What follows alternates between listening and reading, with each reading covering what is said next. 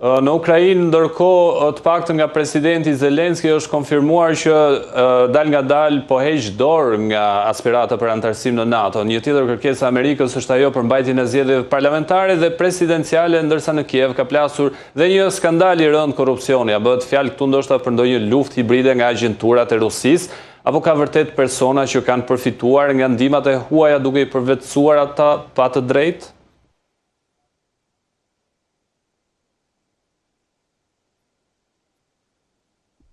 Very different things altogether.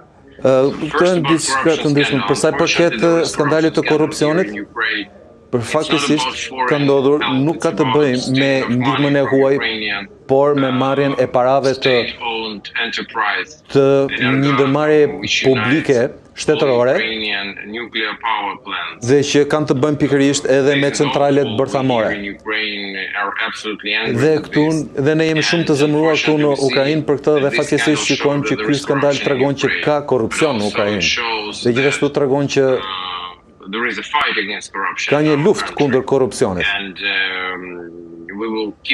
Dhe ne do të vazhdojmë ta luftojmë edhe këtë të keqe sepse është diçka që minon ukrainasit dhe luftën për liri dhe për pavarësi dhe për siguri.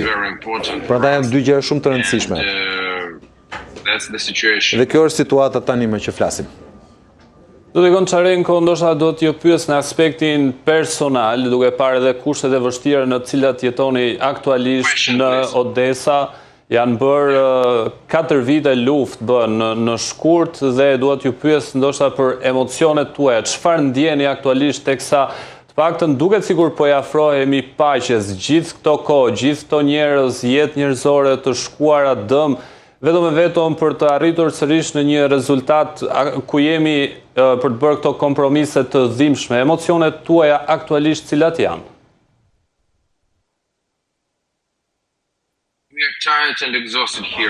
Jemi të lodhur dhe të sfilitur. Janë 4 vite luftë tashmë. Dhe 4 vite pushtim në shkallë të gjerë dhe duam paqe. Por nuk jemi gati për dorëzim. Dhe kjo është e rëndësishme që të kuptojmë dhe besoj se do të vijë dita që Ukraina do të marrë të gjithë territoret e veta. Të gjitha çfarë de jure janë tonat, de facto do të kthehen. Por nuk është koha e sotme dhe ne duam të ndërtojmë vendin, por nuk është momenti dhe do duam që të ringrem dhe të kemi integritetin ton territorial. Shumë faleminderit.